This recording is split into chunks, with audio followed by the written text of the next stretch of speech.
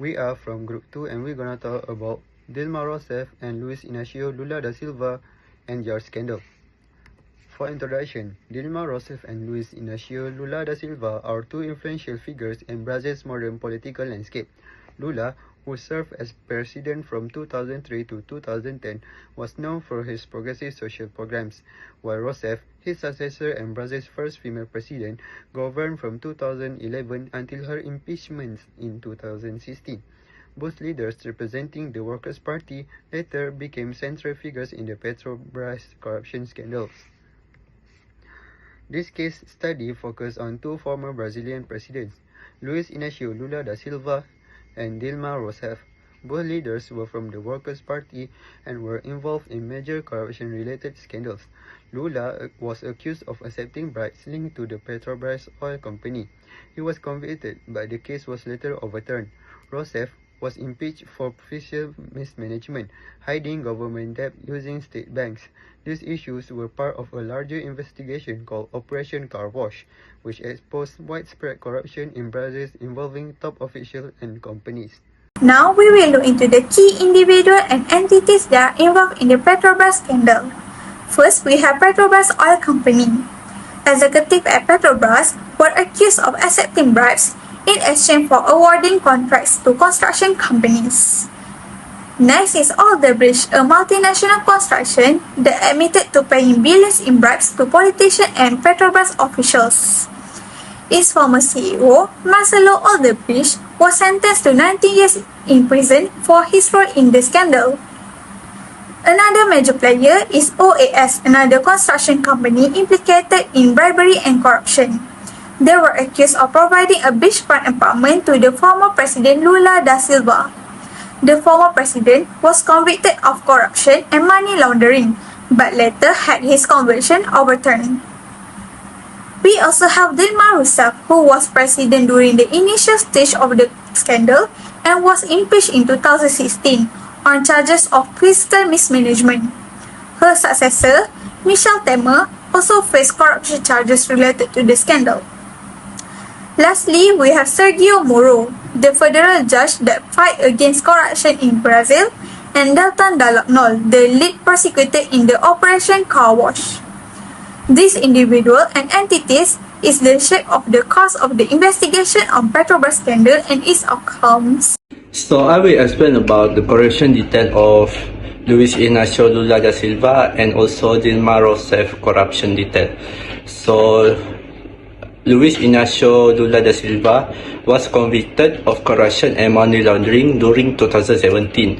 He has been sentenced to 9.5 year prison sentence. So basically, during the investigation of Operation Car Wash, apparently he was being alleged and also the sentence has been stopped.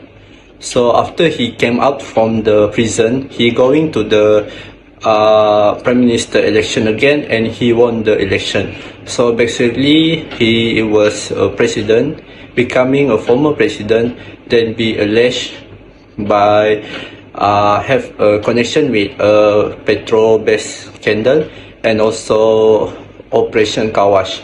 So basically, it can be said it is a political coup. After that, for DILMA ROUSEFF is due to fiscal management.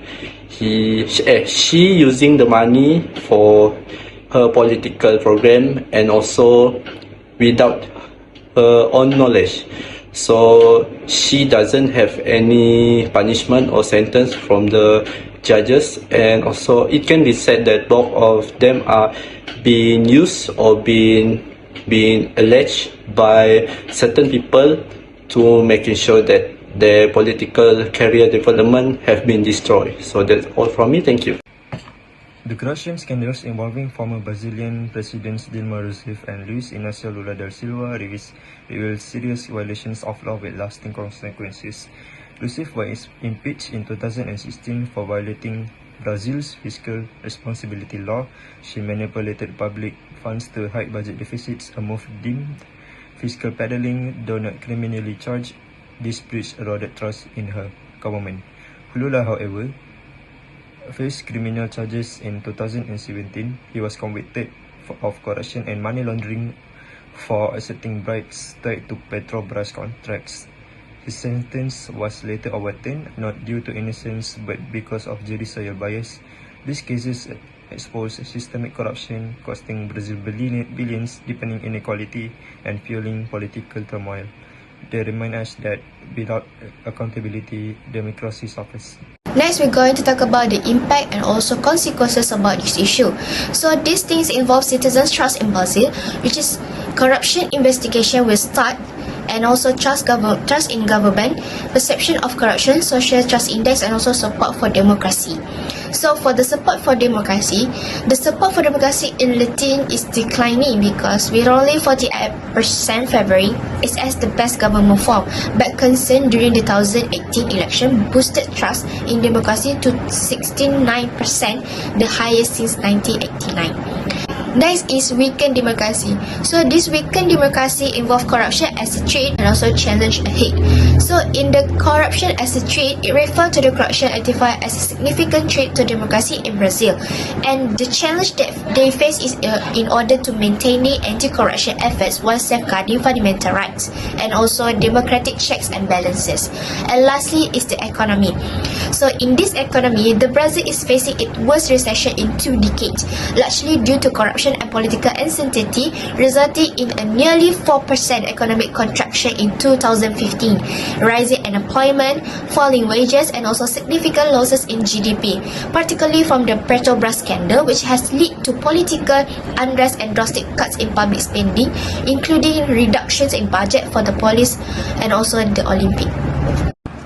So to conclude, it's hard to say what's wrong in this situation. Both DILMA ROUSEFF and LUIZ INACIO LULA da Silva were involved in scandals and faced serious consequences. DILMA ROUSEFF was impeached due to application of fiscal mismanagement, though she was also accused of knowing about the Petrobras corruption. LULA da Silva was convicted of corruption related to Petrobras, but his conviction was later overturned. He faced other accusations as well. So these are the lessons we can learn from this case. First, corruption is a serious problem that can have devastating consequences. Second, the consequences of corruption can be long-lasting. Third, public trust in institutions is fragile and easily eroded.